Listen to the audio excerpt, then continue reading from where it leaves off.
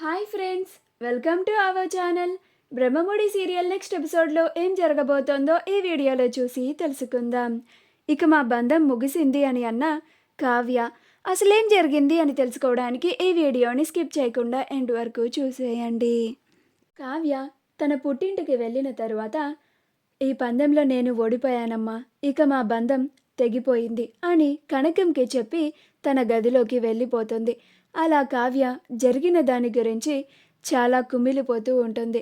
ఇక తాను జీవితంలో తన భర్త దగ్గరికి వెళ్ళలేదు అని, అత్తగారింటికి వెళ్ళలేదు అని, ఇన్నాళ్ళు తను ఎదురుచూపు కూడా ఫలించలేదు అని, ఏదో ఒక రోజు తన భర్త తనని గుర్తించి తన మీద ప్రేమతో తనని తీసుకెళ్ళడానికి వస్తాడు అన్న ఆశ కూడా తనకి లేకుండా పోతుంది.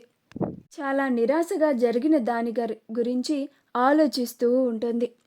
అపర్ణ దుగ్గిరాల కుటుంబం అంతా రాజ్ కావ్యని తీసుకొని ఇంటికి వస్తున్నాడని చాలా ఆనందంగా హారతి పళ్ళెం పట్టుకొని ఎదురు చూస్తూ ఉంటారు. అప్పుడే రాజ్ ఇంటికి వస్తాడు. అప్పుడు రాజ్ అమ్మో ఇప్పుడు నటించాలి అని దిగులుగా నడుచుకుంటూ వస్తాడు.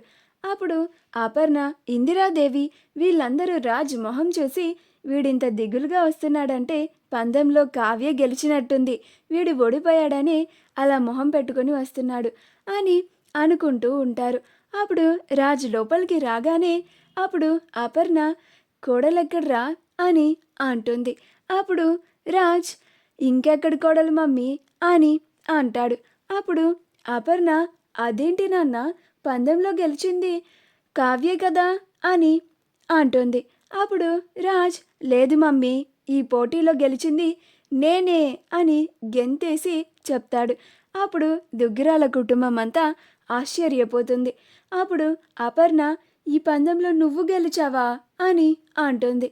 అప్పుడు రాజ్ ఏ మమ్మీ నమ్మలేకపోతున్నావా, ఈ పోటీలో నేనే గెలిచాను, ఆ కళావతి ఊడిపోయింది, అందుకే ఆ కళావతిని ఆఫీస్ నుంచి కూడా గెంటేశాను, ఇక ఆ కళావతికి నాకు ఎలాంటి సంబంధం లేదు అని పండగ చేసుకుంటూ చెప్తాడు. ఆ మాటకి ప్రకాశం, స్వప్న, అపర్ణ, ఇందిరాదేవి, సుభాష్, సీతారామయ్య అందరూ బాధపడుతూ ఉంటారు. వీళ్ళిద్దరినీ కలుపుదామని పోటీని పెడితే ఇందులో అనుకోకుండా వీడు గెలిచాడేంటి, అసలు వీడు ఓడిపోవాలి కదా, అసలు వీడు గెలవడానికి ఏం జరుగుంటుందబ్బా, ఏదో మతలబ్ చేసుంటాడు, ఏం జరిగిందో తెలుసుకోవాలి అని అనుకుంటూ ఉంటారు. ఇప్పుడు ఇందిరాదేవి నిజంగానే నువ్వే గెలిచావా రాజ్ అని అంటుంది. అప్పుడు రాజ్ ఏ నానమ్మా, నా గెలుపుని నువ్వు జీర్ణించుకోలేకపోతున్నావా అని అంటాడు. అప్పుడు ఇందిరాదేవి నేను అంతమంది దేవుళ్ళకి మొక్కుకున్నాను కదా, అయినా కావ్య ముందు ఎవరు గెలవరే, నువ్వెలా గెలిచావురా అని అనుకుంటూ ఉంటుంది. అప్పుడు రుద్రాని నేను చెప్పానా రాజుని మీరు చాలా తక్కువ అంచనా వేస్తున్నారని, శభాష్ రాజ్, నువ్వు నిన్ను ప్రూవ్ చేసుకున్నావురా, వీళ్ళందరూ నువ్వు ఓడిపోతావని నిన్ను ఎంత డిస్కరేజ్ చేసినా కానీ నువ్వు గెలుస్తావని గెలిచి నిరూపించావురా, కంగ్రాచులేషన్స్ అని రాజ్ని పొగిడేస్తూ ఉంటుంది. అప్పుడు రాహుల్ కూడా కంగ్రాట్స్ రాజ్ అని అంటాడు. అప్పుడు రుద్రాని చూసారా, నా మేనల్లుని మీరందరూ చాలా తక్కువ చేసి మాట్లాడి చాలా అవమానించారు, ఇప్పుడు వాడి గెలుపు మిమ్మల్ని ఇంత షాక్కి గురి చేసింది అని అంటుంది. అప్పుడు స్వప్న అపర్ణ ఆంటీ అసలు ఇక్కడ ఏం జరుగుతుంది, నన్ను ఒకసారి గిల్లండి అని అంటుంది. అప్పుడు అపర్ణ స్వప్నని గిల్లుతుంది.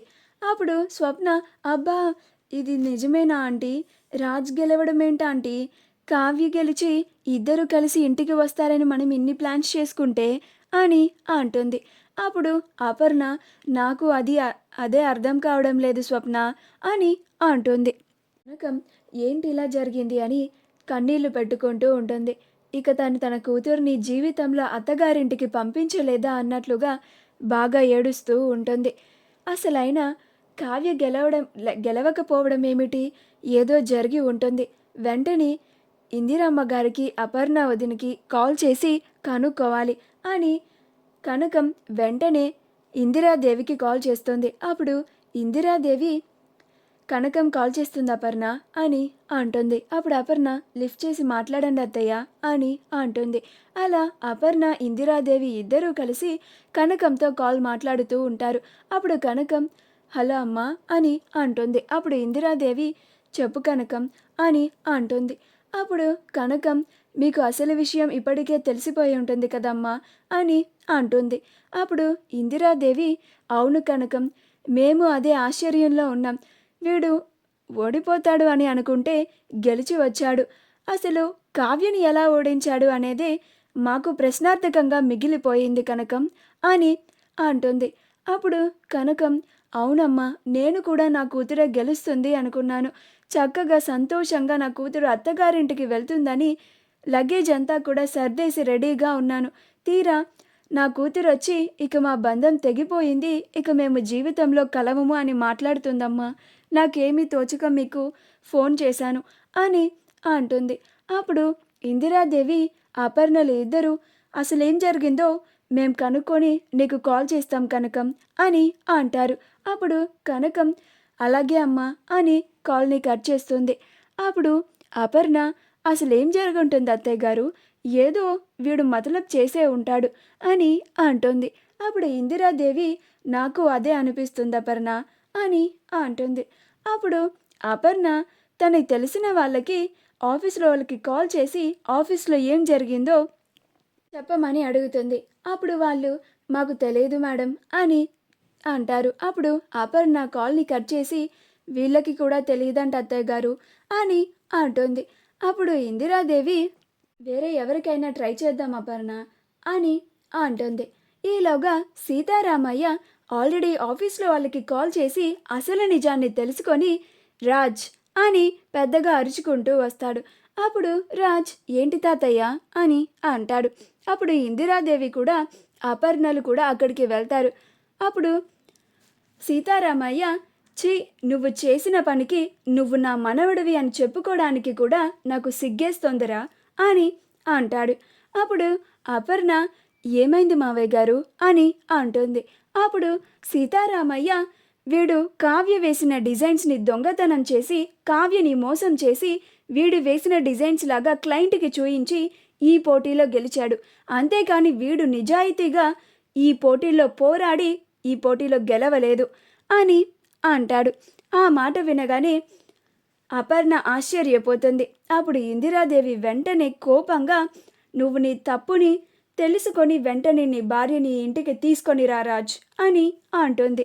మా వీడియో కనుక మీకు నచ్చినట్లయితే లైక్ చేయండి, షేర్ చేయండి, మా ఛానల్ని సబ్స్క్రైబ్ చేసుకోండి. పక్కనే ఉన్న బెల్ ఐకాన్ని క్లిక్ చేయడం మాత్రం మర్చిపోకండి.